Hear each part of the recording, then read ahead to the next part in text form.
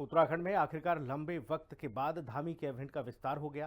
5 विधायकों को मंत्री बनाया गया है, जिसमें मंत्रिमंडल की अब कुल संख्या 12 पूरी हो गई है।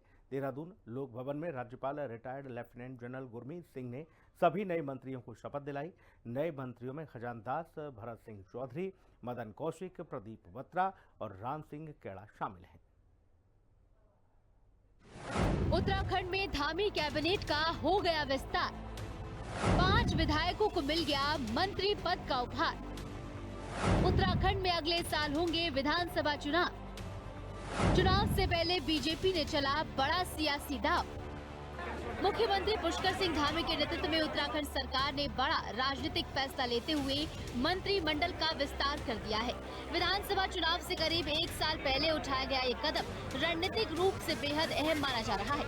लंबे समय से चल रही अटकलों पर विराम लगाते हुए 5 विधायकों को मंत्री पद की शपथ दिलाई गई, जिसके बाद अब मंत्रिमंडल की कुल संख्या मुख्यमंत्री सहित 12 हो गई है।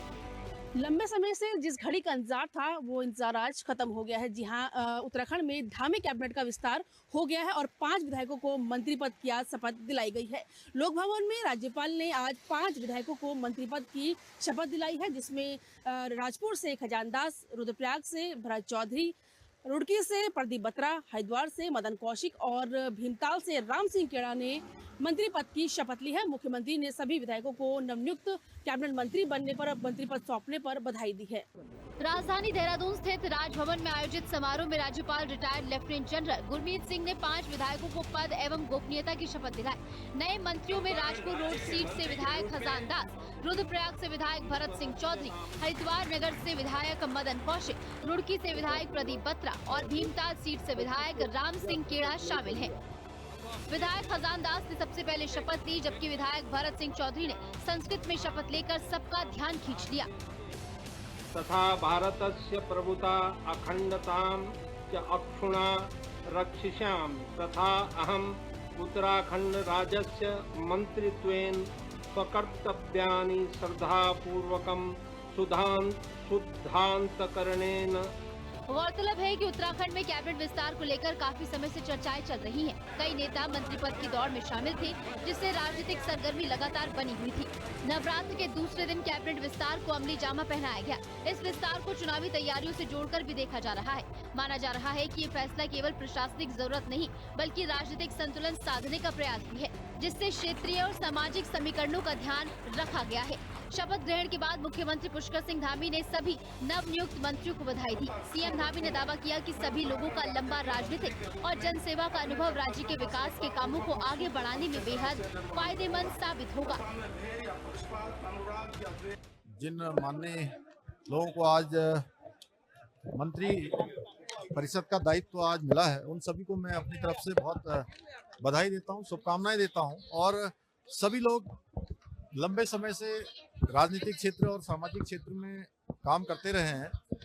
सबका दीर्घकालिक अनुभव है। उनके दीर्घकालिक अनुभव का लाभ पूरे प्रदेश को मिलेगा और हमारे प्रधानमंत्री जी का जो विकसित भारत का संकल्प है, उस विकसित भारत के संकल्प को पूरा करने में उत्तराखंड अपना योगदान देगा। उसमें इन सभी महानुभावों का बड़ा योगदान होगा। और प्रधानमंत्री जी ने जो बाबा केदार के धाम से ये उद्घोष किया था कि ये दशक उत्तराखंड का होगा, तो हम सब इस संकल्प के साथ आगे बढ़ेंगे कि ये दशक उत्तराखंड का हो। उत्तराखंड हर क्षेत्र में आगे बढ़े, उत्तराखंड के जन जन तक विकास पहुंचे, उत्तराखंड के अंतिम छोर में खड़े हुए व्यक्ति को विकास का लाभ मिले, उसको आगे बढ़ने का अवसर मिले।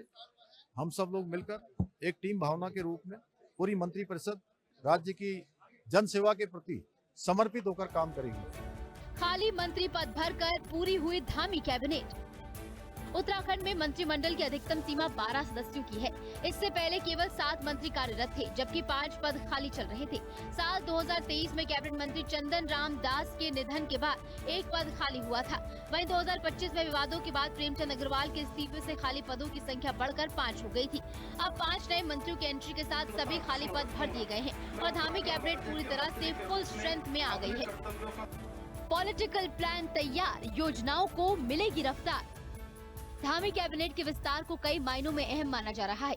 एक ओर जहां सरकार संगठनात्मक मजबूती पर फोकस कर रही है, तो वहीं दूसरी ओर प्रशासनिक कामकाज को गति देने का भी प्रयास है। सियासी जानकारों के मुताबिक चुनाव से पहले एक कदम धामी सरकार के लिए फायदेमंद साबित हो सकता है, क्योंकि इससे क्षेत्रीय प्रतिनिधित्व बढ़ेगा और पार्टी कार्यकर्ताओं में भी सकारात्मक संदेश जाएगा। नई जिम्मेदारी मिलने के बाद सभी मंत्रियों ने राज्य में विकास कार्यों को तेज करने, सुशासन को मजबूत करने और जनता की अपेक्षाओं पर खरा उतरने का भरोसा जताया है। सरकार का दावा है कि इस फैसले से योजनाओं के क्रियान्वयन में तेजी आएगी और प्रशासनिक दक्षता बेहतर होगी। वहीं कैबिनेट विस्तार के बाद धामी सरकार ने अब 2027 की विधानसभा चुनाव का बिगुल भी फूंक दिया है। तमाम जो विधायक हैं और जो नए मंत्री पद जिनको सौंपे गए हैं, उनका ये दावा है कि 2027 में एक बार फिर से भाजपा सत्ता में आएगी और बहुमत से जीत हासिल करेगी। कैमरा पर्सन विजेंद्र दुर्ग के साथ दीपिका भंडारी, हिंदी खबर, देहरादून।